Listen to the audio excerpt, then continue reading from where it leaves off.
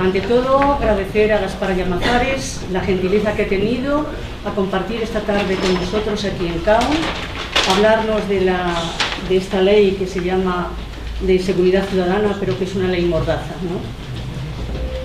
Si hemos de tener, yo tengo la obligación de tener, o sea, unas consideraciones previas, ¿no?, ante este tema.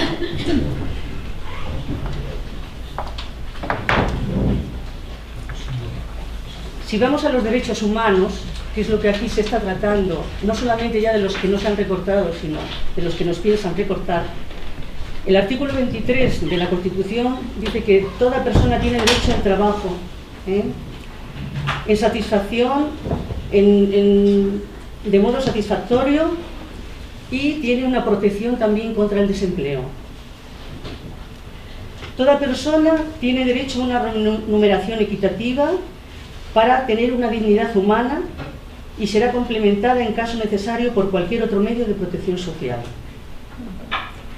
En el artículo 24 dice: toda persona tiene derecho al descanso, disfrute del tiempo libre, a unas vacaciones periódicas pagadas. Y ya el artículo 25 nos habla de que toda persona tiene derecho a un nivel de vida adecuado que le asegure así como a su familia la salud, el bienestar y en especial la alimentación, el vestido, la vivienda, la asistencia médica y los servicios sociales necesarios. Tiene asimismo derecho a los seguros en caso de desempleo, de enfermedad, de invalidez, viudez, vejez y otros casos de pérdida de sus medios de subsistencia por circunstancias independientes a su voluntad. La maternidad y la infancia tienen derecho a cuidados y asistencia especiales. Todos los niños nacidos de matrimonio o fuera de matrimonio tienen derecho a igualdad de protección social. Esto es lo que dicen los derechos humanos proclamados en 1948, y observamos que todos paulatinamente se están violando constantemente.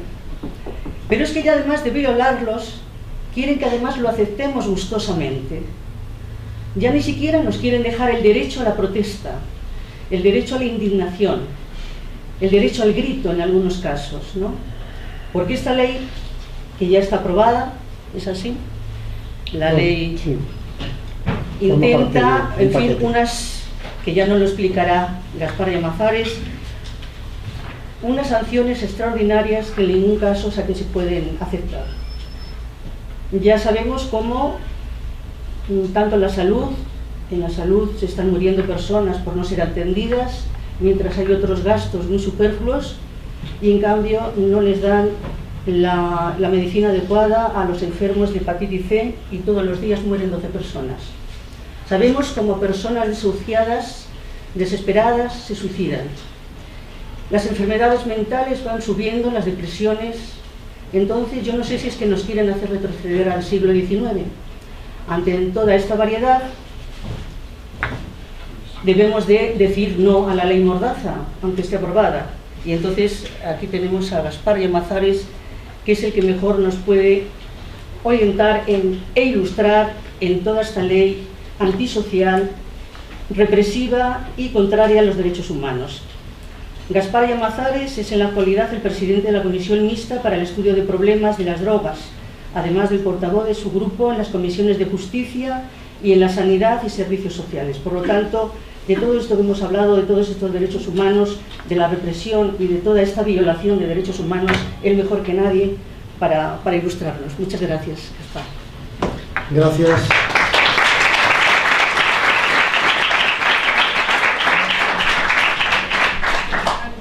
Está bien, ¿no? Buenas tardes. Bueno, el título de la charla, que no conferencia, no soy un jurista y por tanto en una materia tan delicada no voy a aventurarme desde el punto de vista jurídico, voy a hacer una charla política, es contra la ley mordaza. Sin embargo, voy a hablar no solamente de la ley mordaza, de la ley de seguridad ciudadana, sino de lo que podríamos llamar un trípode de excepción, lo que podemos llamar un paquete legal de excepción, que es, bueno, pues el vacío de la norma y por tanto el poder desnudo, que es el que está viviendo en estos momentos nuestro país. Y ese trípode de excepción es la ley de seguridad ciudadana, es el Código Penal que complementa la Ley de Seguridad Ciudadana y es la ley antiterrorista. Y en ese sentido digo que no es posible firmar una cosa y no apoyar la otra. Es un paquete completo y es una estrategia combinada la que hay en esas tres leyes que están en marcha en el Congreso de los Diputados con distinto grado de desarrollo. Alguna de ellas estamos prácticamente al final de su tramitación y otra pues estamos al comienzo, como es la ley antiterrorista, que esta semana hemos tenido el primer debate parlamentario y que desgraciadamente va camino de su aprobación. Voy a empezar utilizando una obra de Durremat. Bueno, porque soy una apasionada de la literatura y me parece que es una forma didáctica de explicar la línea política del Partido Popular en estos momentos en nuestro país, que además no es una línea política aislada, sino que tiene que ver también con la austeridad y con la política autoritaria en Europa. En esa obra de Durremat, en La visita de la vieja dama, una mujer despechada pero enriquecida vuelve a su pueblo natal, a Golem, y en ese pueblo natal ofrece al alcalde y a las autoridades un pacto. Les ofrece dinero, es un pueblo endeudado después de la guerra, a cambio de venganza. Es decir, ella sufragará la deuda en el caso de que las autoridades ajusticien a aquel que la ha engañado. A mí me parece que es el prolegómeno necesario para hablar de la política que hoy se está poniendo en práctica en nuestro país y yo creo que en la Unión Europea también. Es la venganza a cambio de ceder en la justicia. Y no lo digo en vano porque la mayor parte de estas leyes, de estas tres leyes, están basadas no en la justicia sino en la venganza. Decía Camus que la diferencia entre la venganza y la justicia es que en la venganza la sanción no va unida a la prevención, sino que lo que considera es que el delito es irremediable. Nuestra Constitución no dice eso, nuestra Constitución dice que el objetivo de la sanción penal es la reinserción, es decir, es una Constitución con esperanza. Sin embargo, las leyes que ahora están en marcha en el Congreso de los Diputados no apuestan por la reinserción, sino que su principal objetivo es la crueldad y la venganza. Utilizo la figura de la obra de Durremat porque creo que me va a servir también para explicar las leyes que estamos comentando, la de seguridad ciudadana, el Código Penal y por otra parte también la ley antiterrorista. Esa mujer que aparece en la obra de Durremat en realidad es un Frankenstein. En la obra de Durremat, que pertenece al teatro a veces del absurdo, esa mujer, hay una escena en que alguien le toma la mano, no recuerdo exactamente quién, y la ve fría y le pregunta por qué tiene la mano tan fría. Ella dice, es que es una prótesis. Bueno, pues digamos que esa mujer, esa venganza está hecha de prótesis. Es un Frankenstein, ¿no? Bueno, pues las prótesis son las tres leyes a que me he referido. Las prótesis de la venganza, los componentes de la venganza, los componentes de la ley de excepción, que en nuestro país se ha puesto en marcha, son esas tres leyes a que me he referido. Podríamos decir que van graduando la respuesta del Estado. El poder del Estado, el poder de esta mujer que quiere la venganza, se va graduando en cada una de las leyes. En la Ley de Seguridad Ciudadana, que es fundamentalmente una ley de sanciones administrativas con multas realmente disuasorias, podemos decir que la Ley de Seguridad Ciudadana pretende fundamentalmente la obediencia, pretende la sanción para obtener la obediencia. El Código Penal es otra cosa. El Código Penal, el objetivo del Código Penal ya no es únicamente la sanción.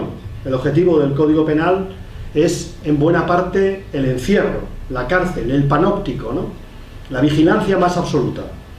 Y ya el delirio del Código Penal, la exageración del Código Penal es la ley antiterrorista, que no va por los terroristas yihadistas, lo niego radicalmente, no tiene nada que ver con el terrorismo yihadista. Imaginaros qué tipo de disuasión significa para un terrorista yihadista que ganará el cielo, pues la cadena perpetua, ninguna disuasión, ¿no?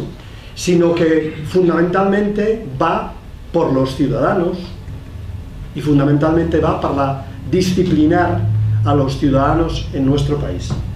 Algunos teóricos de la filosofía hablaban de que en la sociedad neoliberal, en la sociedad donde todo se compra, en la sociedad de la financiarización de la economía, ya no es importante el control social. Digamos que no es importante la coacción, no es importante la vigilancia, porque cada uno de nosotros se vigila a sí mismo y se explota a sí mismo. Basta con ver en las redes sociales, cuando uno me gusta, aprieta el me gusta, que hace que millares de personas conozcan sus gustos, ¿no? Basta con ver también cómo estamos tan dependientes o somos tan dependientes de los instrumentos, de las tecnologías, hasta el punto de que ya no tenemos horas de ocio y horas de trabajo. Digamos que es la autoexplotación la que funciona en las sociedades desarrolladas y tecnológicas, ¿no? Pero nos equivocábamos en el sentido de que eso evitaba el control social y evitaba el poder directo de coacción. ¿No es cierto? Y hemos visto cómo a lo largo de estos meses de gobierno del Partido Popular se ha puesto en marcha una política de excepción, una política de coacción sobre los ciudadanos. Y es una lógica diabólica, porque en realidad la forma de mantener el consenso en una sociedad democrática es normalmente el pacto, el diálogo democrático, incluso podemos decir la igualdad ante la ley, la igualdad social, o digamos las bases mínimas de la igualdad social, la igualdad electoral. Pero cuando eso se quiebra, cuando se quiebra el consenso, vuelve otra vez nuestro pasado, vuelve otra vez el dominio, vuelve otra vez el poder desnudo que decía antes, y vuelve otra vez a Camus cuando dice que en estos momentos, él habla del código sangriento, el código de la pena de muerte, dice: en estos momentos volvemos a la Edad Media, pero sin el consuelo de la fe. Bueno, pues nosotros volvemos al menos al siglo XIX sin el consuelo de la fe. Volvemos al poder desnudo, volvemos a la coacción. Vayamos por partes. Primero, la Ley de Seguridad Ciudadana. Hablaba de esta mujer que está hecha de prótesis. La primera prótesis es la que tiene que ver con la obediencia, la Ley de Seguridad Ciudadana. Ley de Seguridad Ciudadana que dice el Partido Popular, dice el gobierno, que es una ley de seguridad ciudadana más suave que la ley Corcuera. Recordarán que la ley Corcuera fue recurrida al Tribunal Constitucional, la famosa ley de la patada en la puerta, y se suspendió una parte de esa ley Corcuera porque era contraria a los valores y principios de la Constitución española. Pues yo creo que es la ley Corcuera corregida y aumentada. Cuantitativamente, en la ley Corcuera había 27 tipos de sanciones para sancionar el ejercicio del derecho de manifestación, de reunión, de opinión. En realidad de eso se trata la Ley de Seguridad Ciudadana, de sancionar los excesos en la utilización de esos derechos. Pues bien, en la Ley de Seguridad Ciudadana, en vez de veintitantas causas de sanción, ya hay el doble de causas de sanción. O sea que podemos decir que es una ley mucho más sancionadora, 47 causas de sanción, prácticamente el doble, que la ley Corcuera. Por tanto, la naturaleza de la Ley de Seguridad Ciudadana es una ley sancionadora, básicamente sancionadora. Si vamos a la gravedad de las sanciones, estas son mucho mayores que las que contempla la ley Corcuera, hasta el punto de que algunas de las sanciones más graves llega a los 500.000 euros. Es decir que, digamos, podemos denominarla una sanción expropiatoria, por no decir una sanción de ruina, ¿no? Porque no tiene otra explicación, ¿no? Además de disuasoria. Pero ya no solamente es el volumen de la sanción. ¿Qué significa la Ley de Seguridad Ciudadana? Pues en realidad es una decisión del gobierno de suplantar a la justicia, de saltar por encima de la justicia. El gobierno, durante las últimas movilizaciones, ha sancionado a mansalva. Si se fijan y ven las estadísticas de movilización en España, esas estadísticas han aumentado, como es lógico en un momento de crisis y de recortes sociales, pero han aumentado muchísimo más las sanciones. Las sanciones se han multiplicado por 10, tanto en el número como en el volumen de las sanciones. ¿Qué ha pasado? Que, por ejemplo, en relación al 15M o en relación a las sanciones en la minería asturiana con respecto a los recortes y al desplome, a la reconversión de la minería asturiana, los jueces están fallando en contra del gobierno. El 90% de las sentencias judiciales son contrarias al exceso de la utilización de las sanciones por parte del gobierno. Es decir, el gobierno intenta saltar el procedimiento judicial, que es un procedimiento garantista. Es verdad que no es igualitario, porque no tenemos igualdad de armas los que tenemos una determinada renta de los que tienen otra renta, pero por lo menos es un proceso garantista. Bueno, pues ese proceso garantista se lo salta el gobierno para adoptar sanciones que luego, si queremos recurrir, tenemos que ir a la vía contencioso administrativa.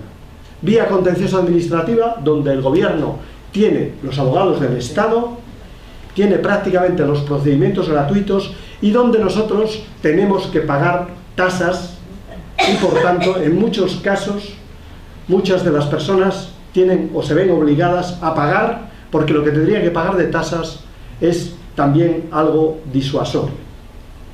Ese es el principal objetivo de la Ley de Seguridad Ciudadana: saltarse las garantías judiciales. El gobierno dice que es que suprime el libro tercero del Código Penal, que era el libro de las faltas, pero lo que no dice es que convierte la mayoría de las faltas en delitos, los traslada al Código Penal, y aquellas sanciones, que son el 40% de las faltas que se suprimen, se convierten en sanciones arbitrarias por parte del gobierno, que, como he dicho antes, si quieren ser recurridas, es mucho más difícil porque la vía es una vía de pago. Es el otro pilar de la política del gobierno. Un pilar es la política represiva, el otro pilar es la justicia de mercado. Tanto tienes, tanto vales. Si tienes dinero, te puedes defender, puedes recurrir.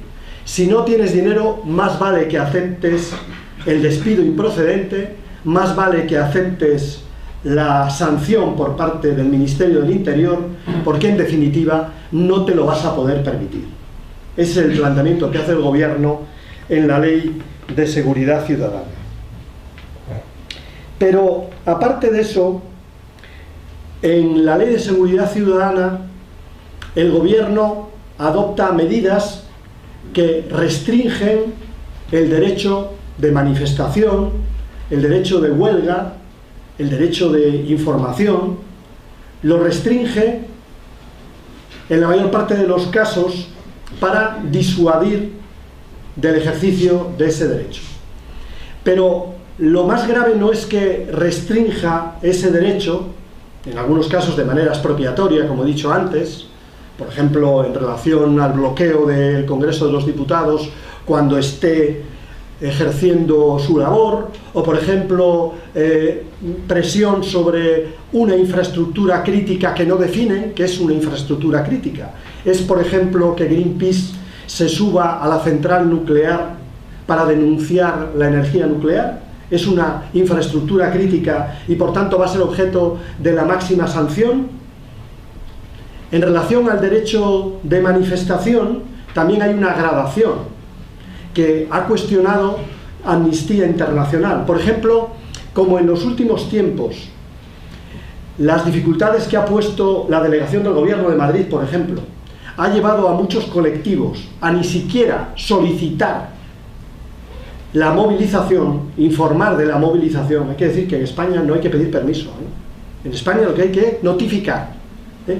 Pero ya dice el Consejo de Europa que el hecho de que no exista notificación no significa que el acto sea delictivo, que puede haber derecho de manifestación, porque habla, por ejemplo, de hechos que se producen de manera, pues, sorpresiva, ¿no? Y a los que los ciudadanos responden inmediatamente. Ahí prevalece el derecho de manifestación sobre lo que podemos llamar la notificación y la seguridad ciudadana. Pues no, el gobierno no lo considera así. El gobierno sanciona claramente la no notificación. Como también el gobierno impone medidas importantes también en materia de vigilancia de los ciudadanos, de registro de los ciudadanos, que aunque en algunas cosas se haya pormenorizado en relación a la ley Corcuera, en general significa un mayor nivel de control sobre los ciudadanos. Pero lo más llamativo son dos cosas en la ley Corcuera, o en la ley, perdón, de seguridad ciudadana, que son, yo creo, complementarias, ¿no? Por una parte, se establece un relatorio de sanciones para las nuevas formas de protesta. Y, vamos, es que tienen nombres y apellidos. Por ejemplo, se establece lo que decía antes de la sanción por poner en peligro una infraestructura crítica.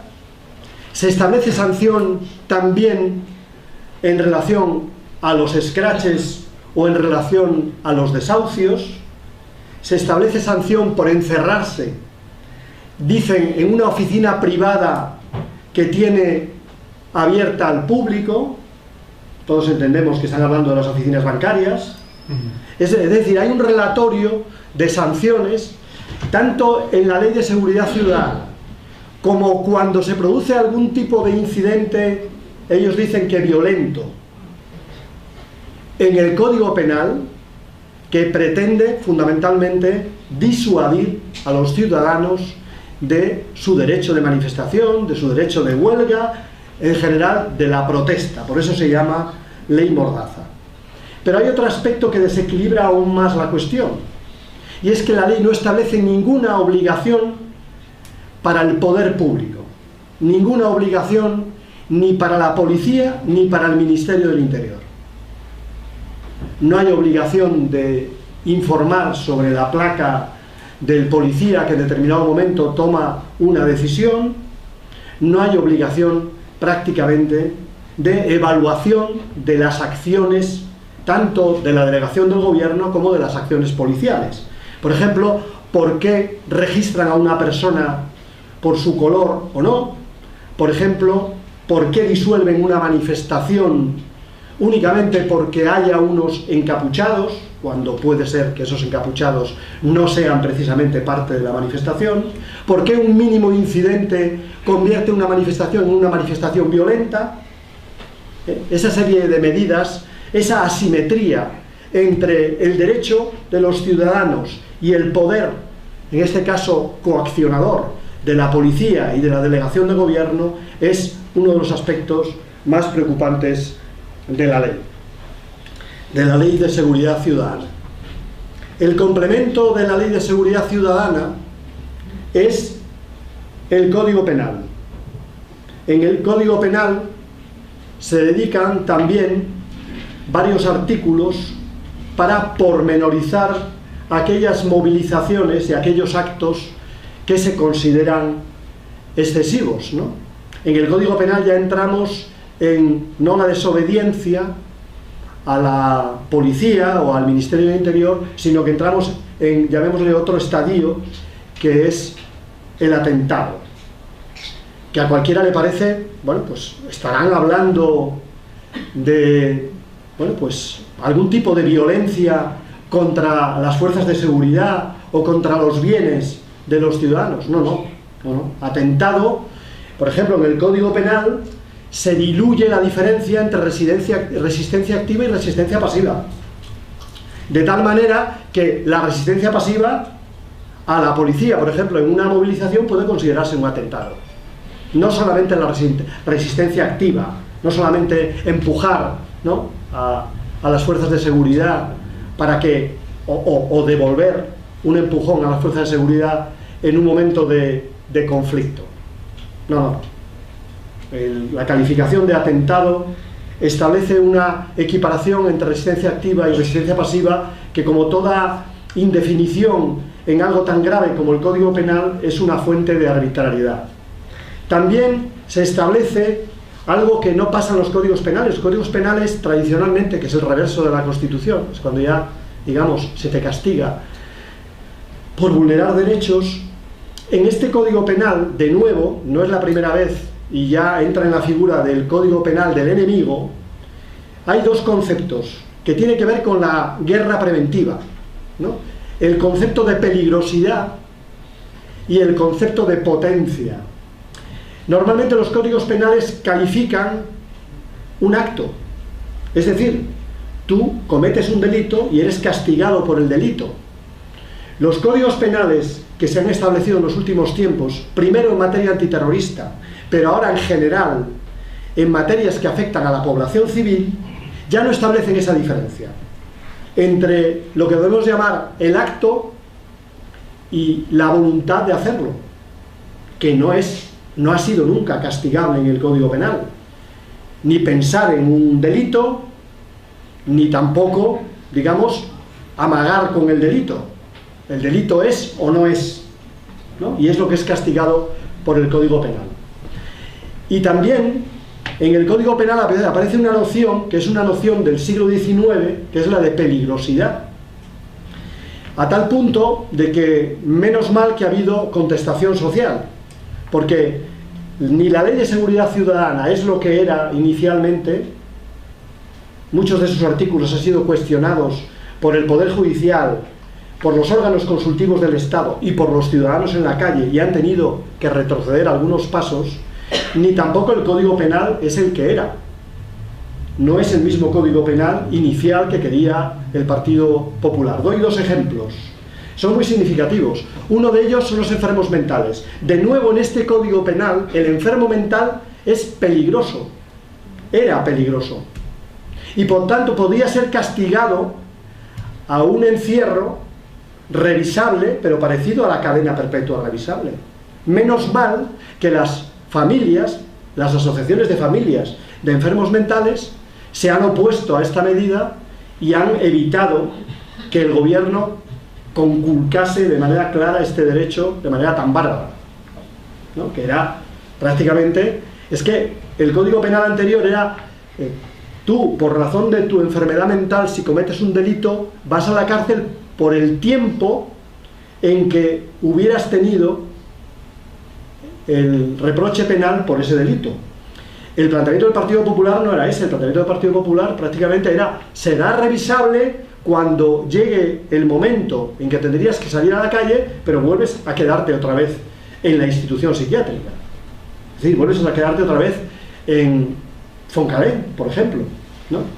Yo creo que eso ha sido retirado del Código Penal en parte debido a la presión ciudadana.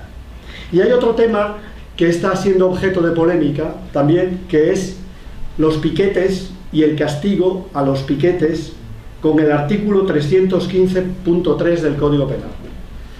Bueno, en el Código Penal, el artículo 315 estaba hecho para castigar a aquel empresario que boicotease el derecho de manifestación y el derecho de huelga de sus trabajadores. Estaba hecho para eso. Establecía un castigo a aquel empresario que dificultara el ejercicio del derecho. Nunca se ha utilizado, nunca. No sé si habrá habido alguna denuncia, pero nunca ha habido una condena a un empresario por haber dificultado el derecho de huelga. Lo que sí había en el tercer punto, que era prácticamente un reflejo de los dos anteriores, era el castigo a aquel piquete que se excediera en el ejercicio del derecho de huelga. Ese sí se ha utilizado. Ese se ha utilizado de manera sistemática. Ahora hay 300 causas en España que pretenden castigar a los ciudadanos, a los trabajadores que han formado parte de piquetes. Ahí ha habido una presión por parte de los sindicatos y ha habido una presión también en la calle de movilización ciudadana. Hay una convocatoria europea ahora, me parece que estos días, para reivindicar el derecho de huelga en Europa. ¿Qué hace el Partido Popular en la negociación que hemos tenido en la ponencia en relación al artículo 315.3? Bueno, pues yo creo que es muy representativo de cómo conceptúan ellos el Código Penal. Ya no es solamente un Código Penal de clase, sino que es claramente un Código Penal vengativo y de clase.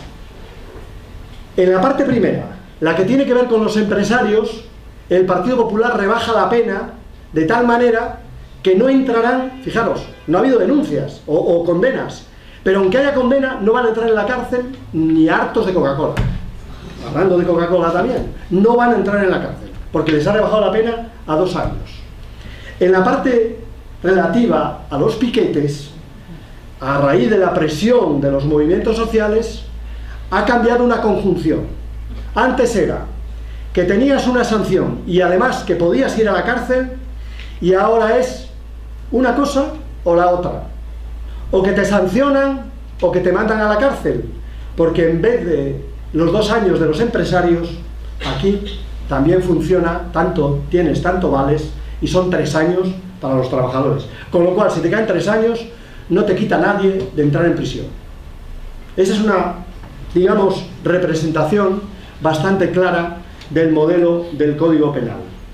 La tercera pata de la ley de excepción, la tercera pata de Frankenstein, ¿no? La tercera prótesis de la vieja dama, es la ley antiterrorista, la que hemos discutido recientemente en el Congreso, y que ahora está en una tramitación. Dicen ellos que para consensuarla se ha declarado urgente y de tramitación única. Vaya forma de consensuar, ¿eh? Van a hablar con ellos mismos, porque hoy se ha votado, ¿no?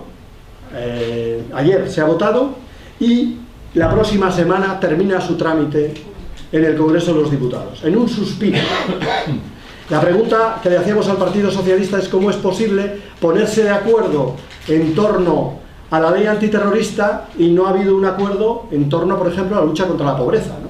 Que parece que provoca más alarma social. O, hablando de alarma social, la lucha contra la corrupción, ponerse de acuerdo en medidas duras contra la corrupción. Hay que decir, en este sentido, que en el Código Penal las medidas contra la corrupción son como aquella montaña que finalmente parió un ratón. Es decir, se habló de grandes medidas contra la corrupción y finalmente, bueno, pues lo único nuevo es un delito de financiación ilegal del partido y alguna cosa más con respecto a funcionarios que pueden entrar y cargos públicos en causa de corrupción. Pero nada relevante al nivel de la alarma social que está dándose como consecuencia de la corrupción. Hablaba, sin embargo, de la tercera pata del trípode de excepción, de las medidas de excepción, que es la ley antiterrorista. Y ahí la principal preocupación pública, y es lógico, porque abre una vía muy peligrosa, es la utilización de una pena que era desconocida en España desde Primo de Rivera. Primo de Rivera derogó en España la cadena perpetua. El honor del Partido Popular, con la ayuda del Partido Socialista, es recuperar una pena de principios del siglo XX. Una pena retrógrada, donde las haya, que además no es revisable, porque ellos le han puesto el eufemismo. Al Partido Popular le gusta mucho la neolengua, los eufemismos, para no decir nunca la verdad, y es prisión permanente revisable. Pongo un ejemplo. Un pederasta que ha cometido además un crimen. ¿Quién es el majo que en una institución penitenciaria hace un informe positivo sobre ese tipo para que salga a la calle? Cuando se cumplan, en España va a ser, cuando se cumplan no 15 años como en el entorno, como en Alemania, que hablan siempre de Alemania. Ahora Alemania va a haber que cantar el Liberale todos los días, ¿no? Porque lo hacen todo bien y nosotros lo hacemos todo mal. Pero en Alemania son 15 años para la revisión de la pena, que es lógico, es cuando empieza a desestructurarse la personalidad, cuando llevas esos años en la cárcel. Bueno, pues en España es la primera revisión a los 25 años. Y en España hay prisión de 40 años, como no la hay en ningún país europeo. Eso es lo más llamativo de la norma, porque además, cuando dice el Partido Socialista que lo cambiará cuando llegue al gobierno, yo no conozco ninguna pena importante que se haya cambiado a la baja por parte de ningún gobierno. Todos los gobiernos que han negociado un nuevo Código Penal han podido retocar alguna cosa menor, pero las penas gordas, como hay una opinión publicada, unos medios de comunicación que les gusta agitar las vísceras, normalmente no se modifican a la baja. Por tanto, desgraciadamente la prisión permanente revisable, la cadena perpetua viene para quedarse, a no ser que las cosas cambien y cambien radicalmente. Pero yo quería comentarles que ese no es el principal problema, aunque es un gran problema de la ley antiterrorista. Ni siquiera las medidas contra los terroristas yihadistas son el principal problema, porque esas medidas no son elaboradas a continuación del atentado de París. Ese es un mensaje que quiere lanzar el Partido Popular y con el que ha engañado al Partido Socialista. Estas medidas estaban ya en el Código Penal, se habían introducido como enmiendas al Código Penal y tenían más que ver con la protesta ciudadana, tienen más que ver. Yo introduciría un nuevo estadio, ¿no? Era lograr la obediencia, el segundo del Código Penal, amenazar con la cárcel, el tercer estadio es reprimir la disidencia. La ley antiterrorista lo que pretende es reprimir la disidencia. Es decir, preparar al Estado, preparar al gobierno para el conflicto en la calle y por tanto disuadir a los ciudadanos de ese conflicto. Porque en el momento en que entras en la legislación antiterrorista, eso ya son otros Lópeces. Esa ya es una legislación de excepción. Y por ejemplo, eso supone que el gobierno, sin intervención judicial, puede intervenir una página web, puede intervenir un medio de comunicación, puede intervenir una asociación, puede detener a una persona durante 5 días, aislada, sin asistencia letrada. Esa es por eso el PP ahora dice que no va a incluir en la reforma de la ley de enjuiciamiento criminal la intervención sin autorización judicial. ¿Para qué? Si ya ha metido en la ley antiterrorista esa intervención fácilmente y sin que haya contestación y con el aval, desgraciadamente, del Partido Socialista, ¿no? A mí me gustaría leeros, yo es que no lo tengo aquí, pero bueno, voy a intentar hacer memoria en la ley antiterrorista y luego voy a ir terminando ya. Dos cuestiones muy concretas para no aburrirles. En primer lugar, en relación a la definición de terrorismo. Hasta ahora, en España, y digamos había un consenso internacional, aunque la definición de terrorismo es muy voluble, ¿no? Jamás ha sido legal y ha sido terrorista. Otras muchas organizaciones han sido legales y han sido terroristas en función de las condiciones políticas, ¿no? Si son mis aliados o son mis enemigos. Bueno, digamos que no hay una definición única. Pero se puede decir que el terrorismo es una acción violenta, una acción grave, ¿no?, para intentar atemorizar a la población o subvertir el orden constitucional. Eso era, digamos, la definición de terrorismo comúnmente aceptada, ¿no? La actual es mucho más pormenorizada y mucho más peligrosa. Establece, por ejemplo, que ya no es solamente una acción violenta, como puede ser un asesinato, como puede ser un ataque, ¿no?, a una instalación crítica, como puede ser una central nuclear, modelo de esas características para aterrorizar al Estado o para aterrorizar a los ciudadanos y lograr cambiar la Constitución o derogar la Constitución. No, ahora se establecen criterios totalmente arbitrarios, ¿no? Por ejemplo, habla de obligar a los poderes públicos a hacer o a dejar de hacer. ¿Eso qué significa? Que, por ejemplo, cuando alguien toma la decisión de evitar un desahucio, está obligando a un poder público a hacer o a dejar de hacer. ¿Eso significa que un desahucio entra dentro de la política antiterrorista? ¿Es una acción terrorista? Eso está en el documento, en el nuevo Código Penal en la ley antiterrorista. O, por ejemplo, también alterar la paz pública. Alterar la paz, ¿qué significa eso de alterar la paz pública? Es decir, que una movilización, por ejemplo, en favor de la República, por tanto que quiere modificar la Constitución, evidentemente, y tiene un hecho violento en la calle, es un atentado terrorista. Eso también está en el Código Penal. Como atentado terrorista se incluye incluso atentados al medio ambiente, atentados a la indemnidad sexual de los ciudadanos y de las ciudadanas, atentados también a la propiedad privada. ¿Eso qué quiere decir? Que, bueno, pues, no sé. Por ejemplo, una cosa que aparece también en el Código Penal: derribar una página web del Fondo Monetario Internacional, o derribar la página web de una organización nauseabunda, pensad la que consideréis. ¿Eso es un atentado terrorista? Pues según este Código Penal sí, es un atentado terrorista, entra dentro de los atentados terroristas. Eso, digamos, no va dirigido a los yihadistas, no va dirigido a los terroristas, va dirigido, digamos, es la última ratio frente a la contestación, frente a la movilización social y frente a la disidencia, ¿no? Contra la disidencia. Pero quería hablar, por último, de lo que le llaman el adoctrinamiento pasivo y el adiestramiento pasivo. Y aquí yo creo que el nivel de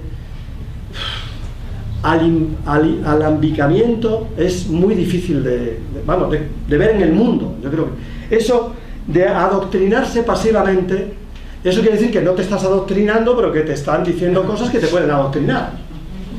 Por ejemplo, si uno va a un sitio donde hay un sacerdote católico, no voy a hablar de un imán, un sacerdote católico, que propone, ¿no?, pues frente al aborto asaltar una clínica, te estás dejando adoctrinar pasivamente y eres un colaborador de banda armada, evidentemente un terrorista. Y el adiestramiento pasivo es también algo similar, ¿no? Aquellos que consultan habitualmente, dicen, páginas web donde existe alguna fórmula de adiestramiento, también son terroristas. No necesitan en ninguno de los dos casos pasar al acto, ni siquiera organizarse con nadie para luego hacer un atentado. No, basta con que lo hayan pensado en su fuero interno, hayan leído en exceso o se hayan dejado adoctrinar. ¿Saben lo que es eso? Pues es abortar la mayor parte de las acciones policiales contra el terrorismo yihadista. Porque normalmente lo que se les deja es que sigan, como en el caso de las drogas, no interesa coger al menudeo, interesa seguir hasta encontrar al jefe. Y si lo que vas a hacer es al que piensa ya, pues detenerlo, no solamente vas a abortar la investigación, sino vas a conseguir más adeptos. Vas a conseguir más adeptos y vas a conseguir que la cárcel sea una escuela de terroristas. Más de lo que puede ser en algún caso.